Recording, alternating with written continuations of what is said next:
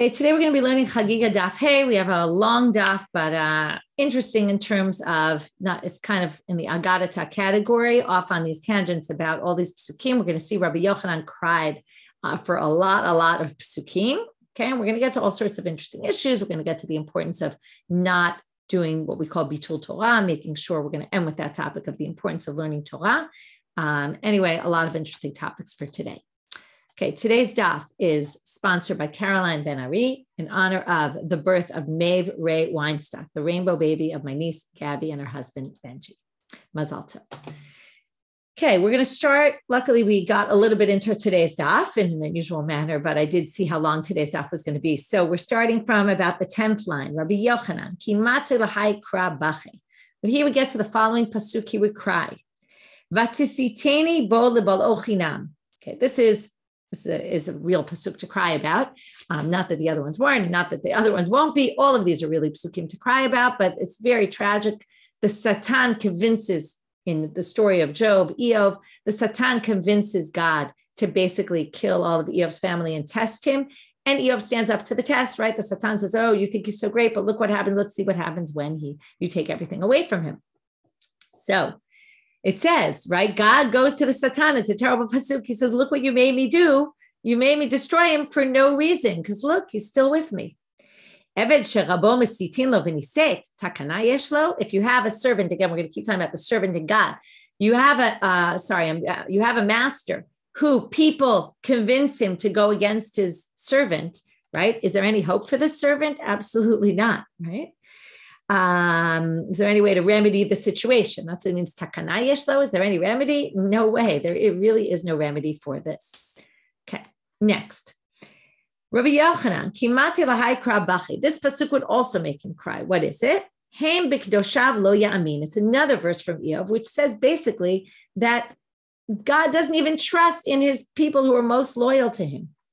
If he can't trust his most loyal people, who can he trust him? So here's a story. So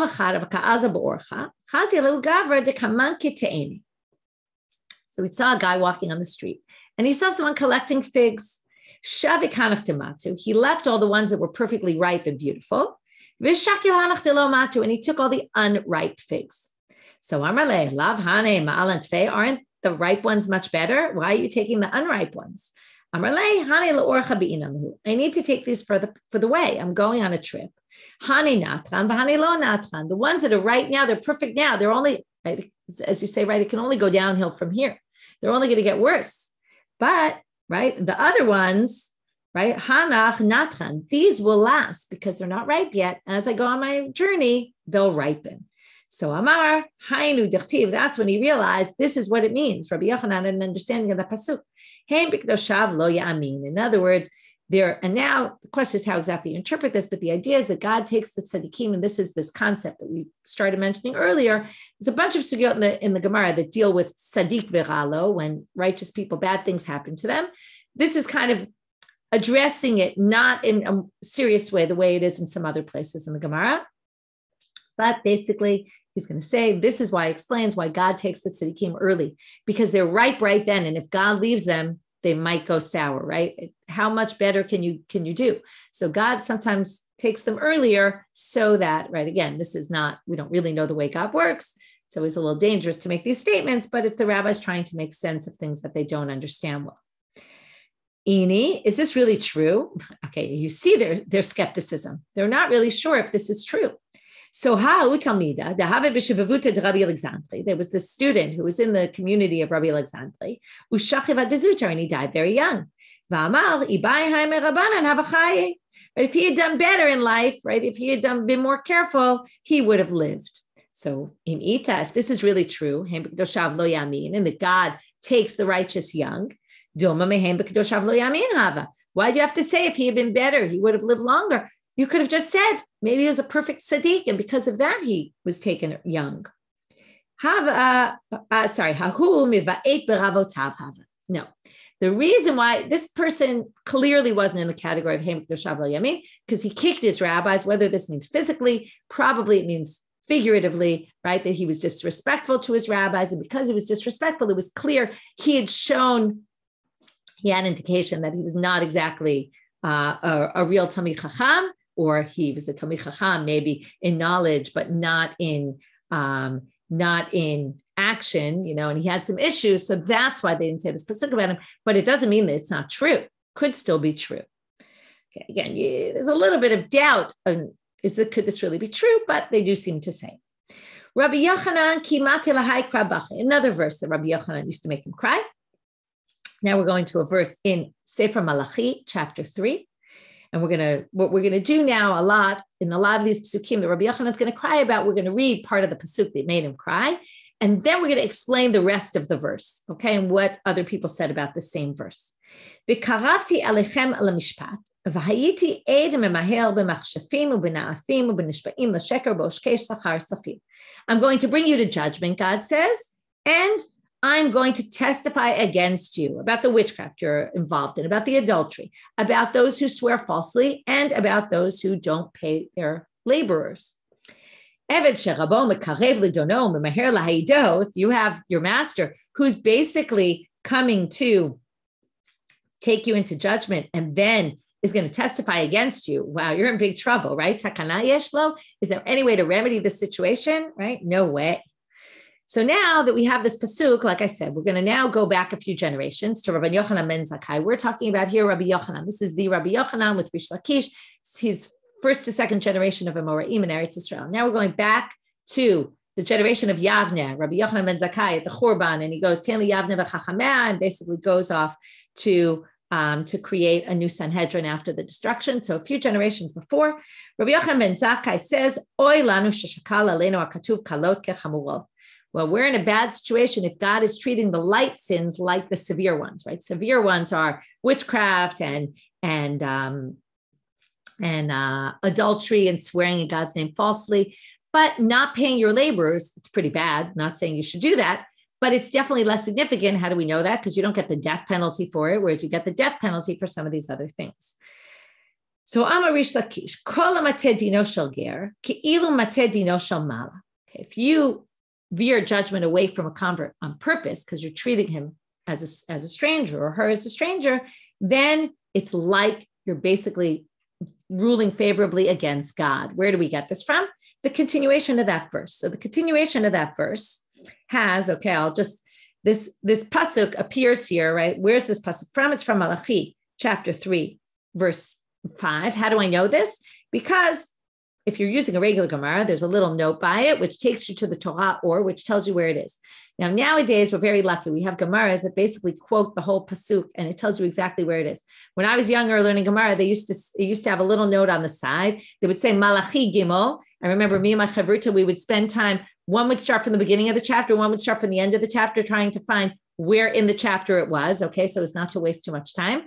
And that was as basic as you got. Okay, it told you where it was, which was helpful, but you got kind of the chapter.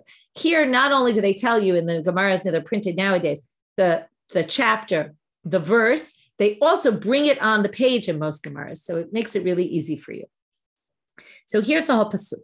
Because without reading the whole verse, you can't understand why on earth they got to Mati Ger. Where does that come from?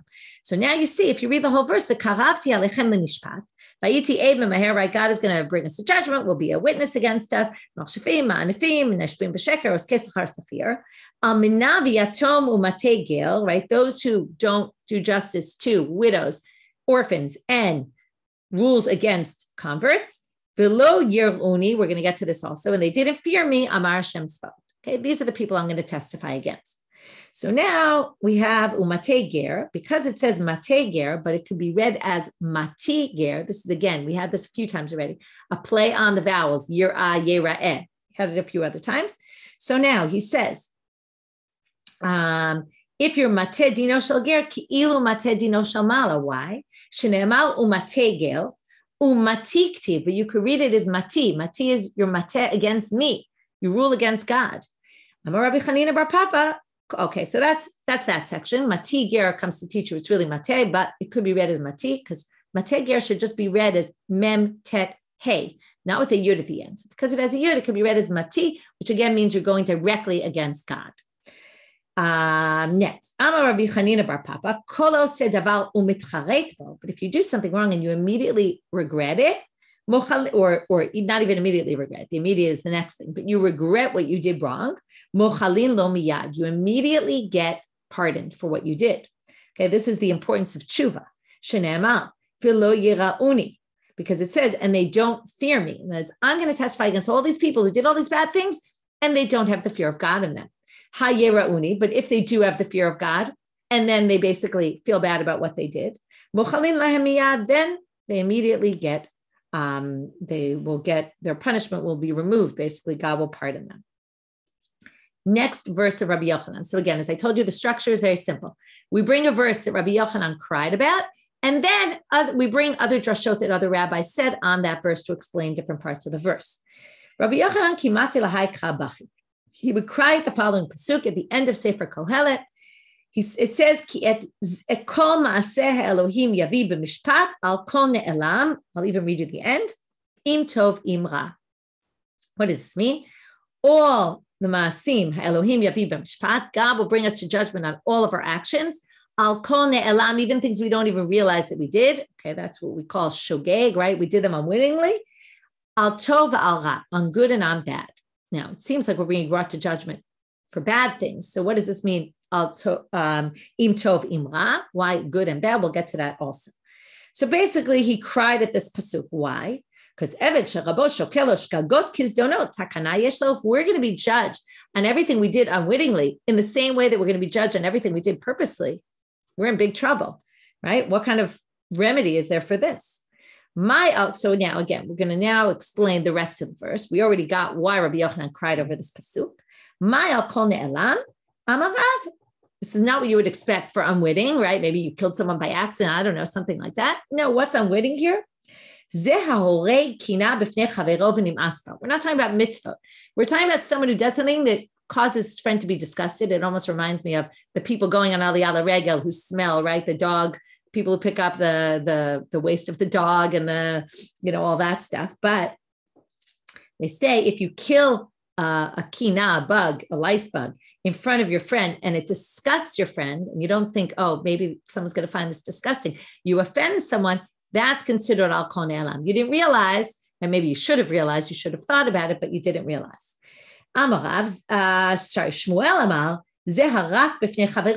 someone who spits, right? You see this sometimes. Someone will just spit in public. They're not spitting at the friend, but they spit in public, and it's disgusting, right? And then friends saying, that's really disgusting what you just did.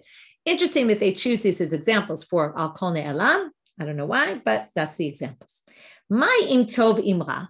Now, you're judged usually for bad actions. What kind of good actions could you be judged for negatively? So Amrei debe Rabbi Yanai zeh hanoten staka la'ani b'farhesia. Sometimes you do something that's good, but you don't do it in the right way, or you do it in a bad way. If you give a poor person tzedakah in public, now we don't mean someone who's standing on the street and asking you for tzedakah. They already put themselves in that situation. But if there's someone who people don't know that they're poor, and you going, or maybe people do, but still, right? And you go give them charity in front of everybody, that's embarrassing to them, right? You're basically making them stand out. People all know that they're poor. It's humiliating. Remember we saw in Moed Katan how much we have to be careful to not humiliate people who are poor. Everybody has to bring the same vessels to the Shiva house so that we don't distinguish who's poor, who's rich. So, and as you think you're doing something nice, but you're doing in a really inappropriate manner. So Rabbi Yanai saw someone doing this. He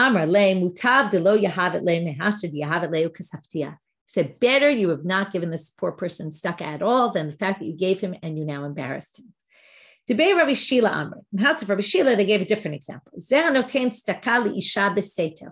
Okay, now we just said you should give to a poor person in private, but wait a minute, not to a woman. If you're a man and you give to a woman in private, what's going to happen?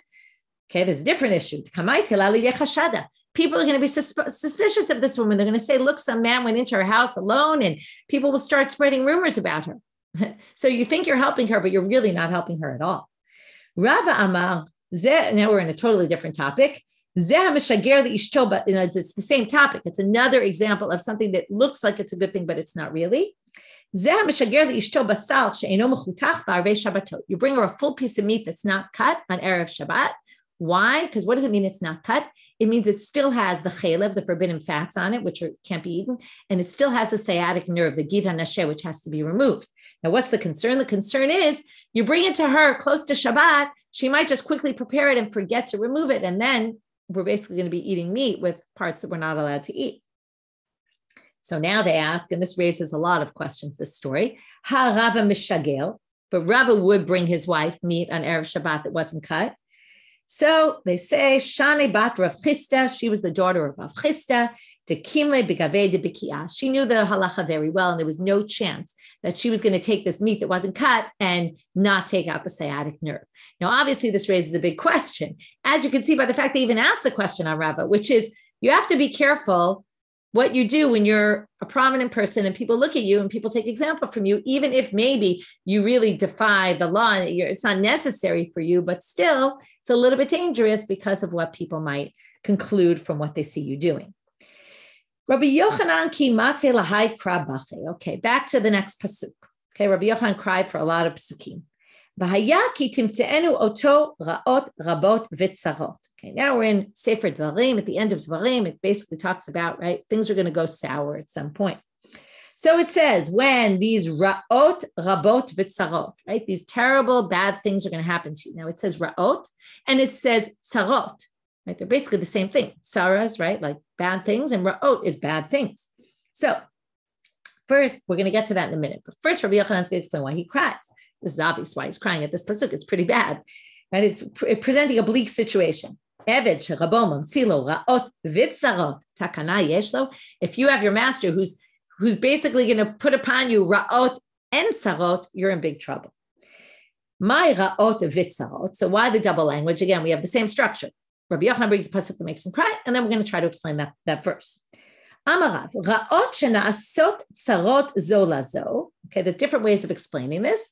Kigon zibura ve'akrava, like a hornet and a scorpion. If you get, okay, again, I'm going to describe this in one way. There's different parshoniyot here, different ways of explaining, right? Often I say that, sometimes I don't say it, and there are also, but sometimes I just like to point it out. So what are zibura ve'akrava? The zibura is the hornet, and the akrava is the scorpion. Now, if you get a hornet bite, you need to apply cold to it. If you get a scorpion bite, you need to apply heat to it. So what if you have both in the same place? What are you going to do? Putting heat will be bad for one, good for the other. Putting cold will be bad for one for the other. I see someone wrote in the chat, which is also very true. Cancer treatments, right? You're helping one thing, but it's killing other things in your body. A very unfortunate, but good example. So Shmuel Amal, Zamam Silo Ma'ot Lani B'Shat Dochko. Sorry. Okay. What is mamtzi ma'ot la'ani b'shat dochko? This is a very confusing thing. Also different interpretations. So I'll go with one of them. This is someone who gives money to a poor person when he's in dire straits, okay, which sounds like a good thing. And in fact, there's another sugya that says this is a good thing, which is why some people have to explain this in a bit of a different way against the pshat. And some people say it's you wait till the very last moment and then you give it to him. And then the prices are going to already go up and he won't be able to buy anything. And he's going to buy a lot less with it. That's one way. But the other way, which goes a little better with the continuation, is you get, or the truth is both kind of work, but you give money to him when he's in dire straits, and then you immediately demand it back. Like the next day, you say, okay, I'm ready for my money. So you don't really give him, right? He's been desperate for money. You give him the money. He gets what he wants, but then immediately you take it away from him. So now, why is this the continuation? Because I'm a rabbi. This is what people say. He doesn't even have his zuz, doesn't even go to buy him his wheat. Because the money is hanging. What does it mean hanging? It means it's hanging because he has to return it right away. So he can't even use the money that he received. This is from that same chapter in Dvarim. Okay, I'm going to be angry on that day, and I will leave the people, and I will turn my head away. Okay, we're going to talk a lot about Hester Panim, which is a very famous term. It comes from this chapter in Dvarim, where God sometimes turns his face away and just leaves us, right? Some people explain that's how they used to talk about the Holocaust, right? That how could it be that God let these things happen? Well, it was a case where God Hester Panim. He turned away, and while he turned away, bad things happened. Amar bar de la Rabbanit Yomi amarav kol she'eino behester panim eino mehem. This is a very interesting line. Okay, it sounds very, you'll hear in a minute. Anyone who has Hester Panim has never happened to them is clearly not a Jew. Okay, in other words, This is just part and parcel of being a Jew. You're going to go through parts of your life where there's going to be Hester Panim. It's just the way it is. And kol she'eino v'haya le'echol, that's the continuation of that verse, and they will eat you, meaning the Gentiles will eat you. What does it mean, eat you? Either destroy you or, more likely, and this is what the Gemara is going to understand, financially abuse you, okay? Make you pay all sorts of things. If that situation hasn't happened to you, eino mehem, you're not really a Jew. Okay, it's a bit of a strange thing to say. I think they're just trying to make a point and say it in the other way, which is, view the suffering you have in your life as just part of being Jewish. Amru le Rabbanan le Rava. So now the rabbis go to Rava. Okay, remember they went to Rava before, right? And they said, you were doing something different than everyone else, right? Here also, they seem to be singling him out. They say, Mar lo behester panim eite, v'lo bevahaya le'echol ite. Hey, you got a pretty good life. You don't seem to have had Hester Panim. You don't seem to have had to pay all this money to Gentiles. Like, what's the deal? So Amar Lehu, this is a great response, okay? Good lesson for all of us. Mi yaditu kama mishadra betzina be Shavur Malka. You have no idea how much money I've paid to Shavur Malka, okay? In other words, don't look at me and tell me, you know what's going on in my life. You have no idea, right? This is classic example of, they look from the outside. Rava looks like he's got a good life, but Rava was good at hiding what was going on in his life, and just nobody knew that he had to pay all this money to Shavur Malka. However, okay, and this we've seen in many Talmudic stories, afilu hacha yahavebe Rabbanan einayu. The rabbis already put their eyes on him. This is why we always say bili ayin hara, right? What does it mean, bili ayin hara? Don't put your eyes on me and cause the evil, right? The evil eye to get on me. What is the evil eye? This is it. It's when people suspect other people of wrongdoing. Now, here it wasn't even wrongdoing. It was just, you seem to be above the law or something, or you seem to be, maybe you're not Jewish because Jewish things don't happen to you. Well, it was too late at this point. So what happens? They send from the Shavur Malka's house right then, and they take him into jail, and they make him pay a lot of money. Amar, Hainu Ditanya, Amar Ben Shimon ben Gamliel, Kol makom shenatnu einehem, O mita, only any place where the rabbis set their eyes upon someone, either they die or they have to pay a lot of money. And that's what this story, that's a good example of this story. I just want to remind you, if you didn't listen yet to the intro of Ayelet Lipson on Masechet Chagigah, she talks about how this is a big theme. If you remember, we finished Masechet Shkalim, we talked about how this was a big theme of seeing and not seeing and hearing and not hearing. Apparently, it's a very big theme also in this Masechet. And which is interesting because they're both talking about the temple, right? And the theme connected, we'll talk about this more with the temple. There was a lot of this seeing and not seeing and hearing and not hearing. And we keep seeing over and over again. We had the rabbi whose eyes came out. We had the here where they put their eyes on him. There's a lot about the eyes and the vision, and we're going to see even more of it today. And another just cute thing, or cute, it's not so cute, but the Tosfot here on the page, there's a little Tosfot, Shadr be Shavur Malka v'Gravuhu. The Re says, I don't know if you remember this, but in Brachot, there was this fascinating section where Abai and Rava have all these dreams, and they go to Bar Hedya, and he basically interprets them, and he interprets one positive, one negative, and he does these crazy interpretations, and then they actually come true. So the Re says here, who's one of the Balei HaTosfot, he says, this is what it mentioned in Brachot, the fulfillment of the dream of the interpretation of Bar Hedya. Shepatar lo shetamut ishto. One was that his wife was going to die. That didn't come up here. V'ya'abed et kol asher lo me'et hamelech, and he's going to lose everything to the king, and that this is the fulfillment of that dream. Okay, in a bad way. Okay. Which is, by the way, very classic for Tosfot. Tosfot likes to connect different things from different Masechtot, and he says, "Oh, look, here's the fulfillment of that." We see it all come together. So now we're going to go back to this Hester Panim, where God turns his face away. Now that sounds pretty bleak, but now they say, no. What God said to them is this: even though I've turned away from you, okay, in other words, I'm not going to be fully revealed to you, but I will reveal myself to you in a dream. In other words, don't worry. It's not like I'm out of the picture entirely. Rav Yosef Amar, he said the same idea, but from a different pasuk. He brings up some pasuk in Yeshayahu. Yado netuya aleinu. His hand is over us. What does that mean, over us? Shneimar ubitzel yadi kasiticha. Here's the pasuk from Yirmiyahu. Bitzel yadi, with the shadow of my hand, I will cover you. Meaning, God protects us with his hand. Okay, obviously not the hand really, but the meaning that we do still have protection. So on the one hand, there's Hester Panim. On the other hand, there's protection from God. Now we're going to hear a story about this pasuk. Rabbi Yoshua ben Chananya, okay, who's otherwise known as Rabbi Yoshua, the Rabbi Yoshua that we always see, the one who fought with Rabban Gamliel, the one, right, who was big rabbi in the generation of the Churban, basically of the destruction, where he lived at the end of the Second Temple period. He was actually a Levi, sang in the Beit HaMikdash, and then he was in the generation after. Rabbi Yoshua ben Chananya hava kai bei Kesar. He was in the Beit Kesar. We're now going to learn, okay, you probably know about this. There were all these polemics. This was time with early Christianity. And there were all these polemics with what they're going to call apikorsim, with Jews who became Christians. So they're in the Romans' house, the emperor's house. So now they had this type of way. We're going to see there was a way of arguing polemics, which they would do with signals. I was thinking it kind of reminds me of the sign language of the deaf people. We're now going to have people who sign each other, okay? One does one thing, which represents something, then the other responds with another, with a gesture, and we're going to see what happens here.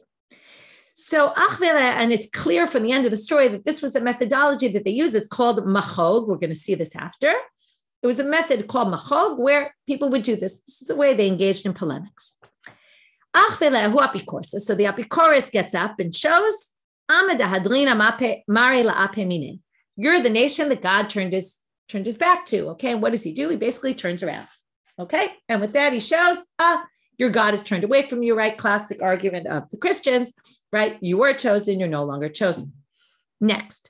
So, Rabbi Yoshua responds picks up his hand, which means, Yadona tuyale, right? He was trying to say, God's hand is still upon us, okay? It's not that we're not chosen anymore. Amar le Kesar le Rabbi Yoshua. So this is, I guess, the way it worked. One would do one thing, one would do the other, and then they'd ask, okay, so what did you do? And how did you read this whole thing? So Amar le Kesar le Rabbi Yoshua, my achvelach, what did he show you? Right? This is how you won the polemic. If you figured out what the other person said and what your response was, and if your response was a good one, then you win. So what did he show you? So Rabbi Yoshua says, right? You're the nation that God turned his head away from. And then I showed him, God's hand is still upon us. So now he goes to the mean, not Bikoris, the other guy. What did you show him? Right? They're the nation. Okay, so I showed him, you're the nation that God turned away from. And what did he show you? Lo yadana, I didn't understand. Okay, so now we're going to see what happens to the person who doesn't understand. You think, okay, he loses, but let's see what happens. Amru gavr lo yada, my machvule b'machog, yechave kamei malka. What chutzpah do you have here, coming here, pretending that you know how to engage in this debate of polemics, and you don't understand anything, right? You don't understand sign language, or you don't understand what he's talking about. So afkuhu v'katluhu. So they take him out and they kill him. Right? Interesting. You wouldn't think that he'd be killed for this, but he basically killed for having the audacity to come as if he knew what he was doing. I assume the more psukim you know, you're able to figure out, right, that if you know, right, this is, right, it's a good daf where you feel that our inadequacies of not knowing all of the Tanakh by heart and what all this is, right? If we knew it really well, we'd understand this even better, and it would be easy. When we get to a pasuk, we know exactly where it is and what it meant. So likewise, if he saw some sort of siman, right, someone does a gesture, he should know what it means. So the fact that you don't, okay, you can't engage in polemics like this, and they kill him. When he was about to die, they said to him, what's going to happen to us now? We don't have anyone to argue like you do. We're going to be really stuck. It's not the pshat of this pasuk, but the way he darshans this, if we no longer have knowledge enough to argue against them, nisracha chochmatam, their knowledge will also diminish. Okay, meaning I'm dead, but don't worry, their people also aren't going to be strong enough to stand up against us. That's how they darshan this pasuk.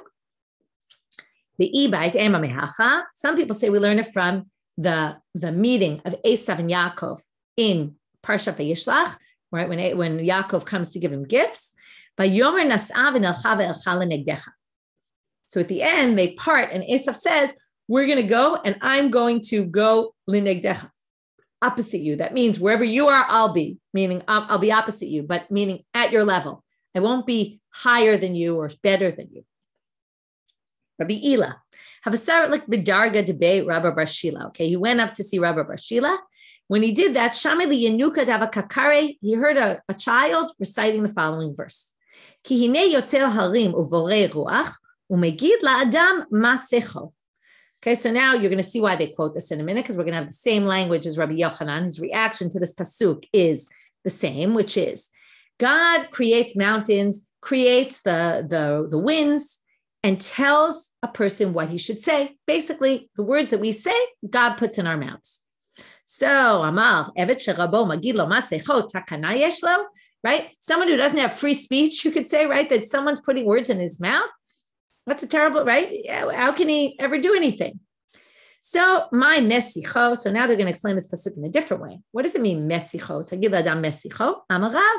Afilu sicha yitera sheben ish liishto megidim lo la'adam b'shat mita. Even a conversation, okay, what they're going to explain here in the next story, which is a famous story and it's quoted in a bit of a different version or something similar in Masechet Brachot. I'm sure you'll remember it. It's very memorable, which is even a conversation a husband and wife are having in their bedroom. They will be judged on it in the future, in the world to come. Meaning, be careful, how you behave even during relations. So now, Ini, is this really true? What do you mean? V'ha Rav Kahana havagani tu tepuria de Rav. Rav Kahana snuck in and went under the bed of Rav when he was going to have relations with his wife. Bishame desach v'tzachak ba'asatz rachav. He heard him laughing and talking to his wife in a way that he thought was somewhat inappropriate and laughing with his wife. And then he did his thing. Amal, and then he says it apparently out loud while he's under the bed, wasn't maybe the smartest move. Pume de Rav, kimandalo time tavshila. He's speaking like a person who's never tasted food before, meaning, right, you're speaking with a lot of desire. Amar le, so Rav says, Kahana, get out of there. Lav orachara, this is totally inappropriate. You remember the story in Brachot and what the answer was? Torah hi u'lelamdani tzarich, right? This is Torah and I need to learn it. In this story, that does not appear. And the story ends right there, okay, where the end line is, no, this is totally inappropriate. But the question is, how was Rav speaking that way if we just said you're going to be judged on speech like that? And here's a really powerful line, okay? Lo kasha, kan de tzarich leratzuye, ha de lo tzarich leratzuye. If the wife needs it, then he's allowed to say whatever it is the wife needs in order to get into the frame of mind. And if she doesn't, then he shouldn't, okay? Why is this really important? Because this actually is a theme that comes up in many sugyot that talk about sexual relations between husband and wife. And I think it's a very modern concept. I don't think many people back then really thought about it this way. It's much more, if you think that things are male-centered, this is a good example where when it comes to sexual relations, they're very sensitive to the position of the woman and that she's not taken advantage of and that her needs are met. And it's right here in bold, right? That we're going to allow something that theoretically is inappropriate and theoretically you can be brought up to judgment. But if it's to please your wife, then it's allowed. Okay. And it's a very important theme that really comes up and we'll see this in other places as well. Okay. Next, im lo tishma'ua. We're now up to another pasuk. Okay. This is a pasuk from Yirmiyahu. Im lo tishma'ua, if you don't listen, b'mistarim tivken nafshi mipnei gava. I will cry in secret, mipnei geva, because of the greatness. Now we're going to talk about what this all means. Amar Rav Shmuel bar Inya mishmei derav, makom yesh lo lekadosh baruch hu mistarim shemo. God has a place called mistarim, where I specifically didn't say it's haughtiness. You'll see. Okay. I have a place where God sits and it's called mistarim. Okay. And that's basically where God's going to sit and cry. My mipnei geva, Amar Rav Shmuel bar Yitzchak, mipnei ga'avatan shel Yisrael shenitla mehem v'nitna le'umot ha'olam. Because of the greatness. Gava usually means haughtiness. Haughtiness is a negative word. In this case, it's not negative. It's positive. It's saying the greatness of the Jewish people has now moved to some other nation. And that's why God is crying. That's one interpretation. The other interpretation is Rabbi Shmuel bar Nachmani Amal, mipnei ga'avata shel malchut shamayim. Either it's, number one, the greatness of the Jewish people that is now removed, or it's the glory of God that's been lowered because we've been, right? Because we're in a lower place, that affects God. So God's either crying over his own kavod or that of the Jewish people. Does God really cry? Wait a minute. Didn't Rav Papa say, there is no sadness before God? How do we know this? There's strength and there's happiness in his place. God doesn't cry. God has two different abodes. One is where he's kind of by himself, and one is more out there. So when he's by himself, he cries, yeah, for sure. When he's outside, this is also, I think this goes back to the story about Rava, right? Nobody knew what was going on inside his own private house. They didn't realize he was giving all this money to Shavor Malka, right? When you see from the outside, you don't see what goes on inside, right? It's very important. So inside, God cries. When he's outside, he puts on a face. So now they say, wait a minute. Ubebate barai lo. Really? On the outside, God doesn't cry? It says, on that day of the destruction of the temple, God called it a day, right? It was a day for crying, for mourning, for eulogizing, for becoming bald, right? In terms of just, sadness, and put on sackcloth. So, and it sounds like God is saying there's a public day, even God's going to cry. That's different. On that day, even the angels, who are generally the ones who tell about good things, who talk about peace, who bear tidings of all these good things that are going to happen, even they cried. Even the Malachim of Shalom were crying. So that on that one day was an exception to the rule. Even God cried in public. But normally God cries in private, not in public. Now the rest of that pasuk is v'damoa tidma v'tererini dim'a ki nishba eder Hashem, and I will cry, right, and my face will let down tears because my people were taken into captivity. Now notice the word dim'a, the root appears 3 times in that verse. We're going to darshan that right now. Amar Rabbi Elazar, shalosh dema'ot halalu lama. Why do we have 3 tears here? Echad hamikdash rishon, echad hamikdash sheni. Those are the 2 obvious ones. First temple, second temple, and the third about the galut, which makes perfect sense because what does the pasuk say? Ki nishba eder Hashem, because they were taken into captivity. Some people say, no, bitul Torah. I told you we were going to get to this importance of learning Torah. One is because the people stopped learning Torah. So the Gemara says, Bishlam Alamanda Amar, makes perfect sense. The one who says, Al Yisrael Shagalut, Hainu Dichtiv Ki nishba eder Hashem. There you have it, right? They were taken into captivity. Elamanda Amar bitul Torah, my Ki nishba eder Hashem. So they say very simply, what else causes bitul Torah if not getting exiled, right? First of all, you have to spend all the time getting to the new country. You have to get settled, right? It creates a whole situation where people aren't learning Torah. You have no yeshivas anymore to learn, and you have to reestablish them. Okay, so that itself caused bitul Torah.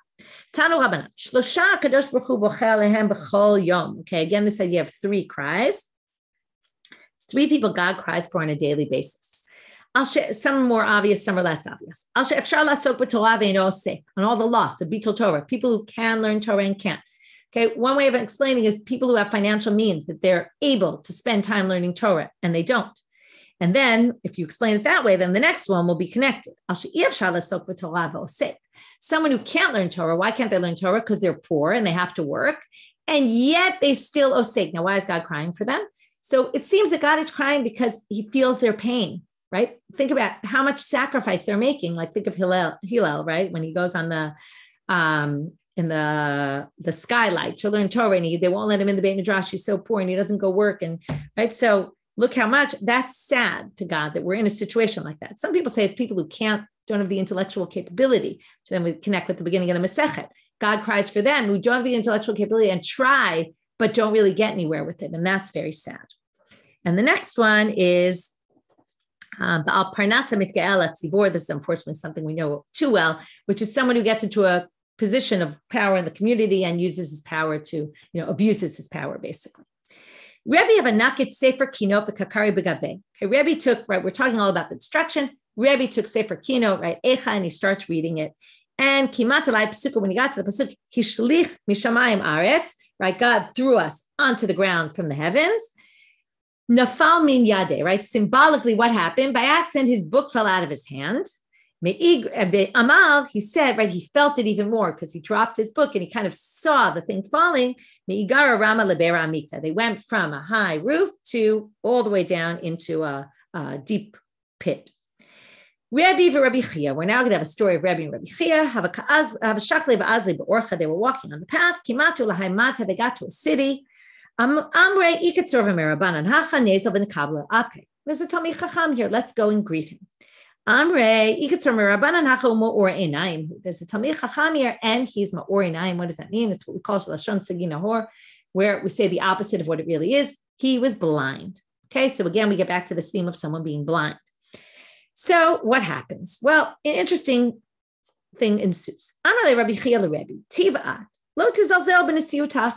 Don't lower yourself. You're a nasi. Don't go visit this blind Talmid Chacham. You go on your way. I'll go by myself. Okay, you're a nasi, a little bit beneath you to go visit this blind rabbi. Go on your own way. Rebbe was unwilling to do this. Rebbe said, no, I'm going with you. Okay. When they parted ways with him, Amar Lehu, he said to them,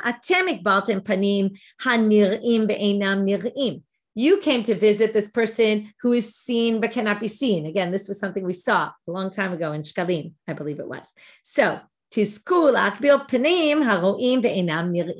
as a reward, you will get to go see the face of God who's not seen but can see. Right? The exact opposite. Okay, so again, there in Shkalim was all about the temple, and here also it's all about the temple. Very interesting. Amar Le, so what's Rebbe's response? He goes to Rabbi Chia and he says, good, I didn't listen to you. I would have missed this great blessing that I just got. Amrule, so they say to him, Miman Shmialach, how did you know that what we did was so important that we get such a big bracha? Some people say there was Rebbe asked Rabbi Chia this, or Rabbi Chia asked Rebbe, why did you know that it was so important to go visit him? Okay, different interpretations. But Mipirke de Rabbi Yaakov Shmiale. The answer is I learned it from Rabbi Yaakov. Rabbi Yaakov Ish Farchitia, that's where he lived. Habam Kabel Ape de Rabbi Kol Yom. He would go every day to visit his rabbi. Kikash, when he got elderly. Amarle, the rabbi said, Lo nitztar mar de lo yachil mar. You're too old. Don't come to visit me anymore. Right? Kind of giving him a heter. Maybe this is also connected to all the exemptions that we had in the beginning of our Masechet. Amarle, mi zutar mai dechti behu b'Rabbanan. What, am I going to ignore this verse that it says? V'chi od lenetzach lo yireh hashachat ki yirech chachamim yamutu. The pshat of this pasuk is, are people going to live forever? Are they not going to see the grave? Even, right, you see chachamim, they die. Of course, everyone's going to die. But the drasha is very different. It's a good example of, you could take things out of context. V'chi od lenetzach, not as a question. You will live forever. You will not see the grave. If you see chachamim when they die, so he said, if when I see dead rabbis, it's going to make me live longer. Of course, if I see live rabbis, it's going to give me longer life. So I realized, right, that's why it's such an important mitzvah. So again, either it was Rebbe saying this or it was the blind man saying this. Rav Idi Avua de Rabbi Yaakov Bar Idi, de Rabbi Yaakov Bar Idi. Okay, it's funny to call him this, right? He's Rav Idi, the father of Rabbi Yaakov, the son of Idi, of Rabbi Idi. He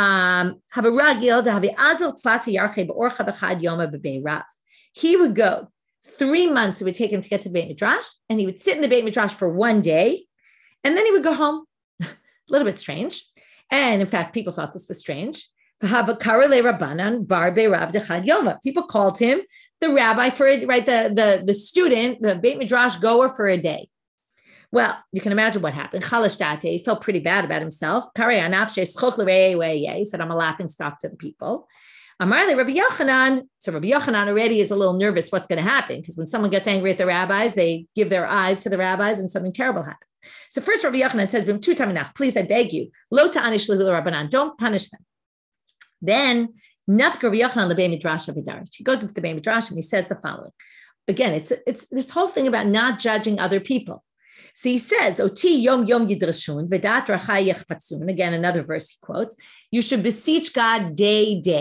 Okay, we're going to get to that right now. And you should try to understand the ways, right? My ways. What? We only beseech God we only seek God during the day and not at night. What, at night we just do our own thing? Is it like a 9 to 5 job and then we're done? No, of course not. The Yom Yom is teach you 1 day a year is enough, even. You get this chiyot as if you did it, especially this guy. He sacrificed 6 months of his life, 3 months to get there, 3 months to get back, just to learn 1 day of Torah. To him, it was as if he learned all year long. And by the way, it's the reverse. It's the same, but in the reverse with sinning. When the spies went out, what happened? They got punished year per day, remember? So they got punished for 40 years, according to the amount of days that you went in the land. So now they say, what did they sin for 40 years? It was only 40 days. Even if you do a sin 1 day a year, again, this isn't meant to be taken literally, but what it means to say is one good act, one bad act has a lot of significance. So you should spend your time trying to fill your days with good acts and not bad acts, because even 1 day of learning is worth a whole year's worth of learning. So if that's not a way to encourage you to learn more, there you have it. Have a great day, everybody.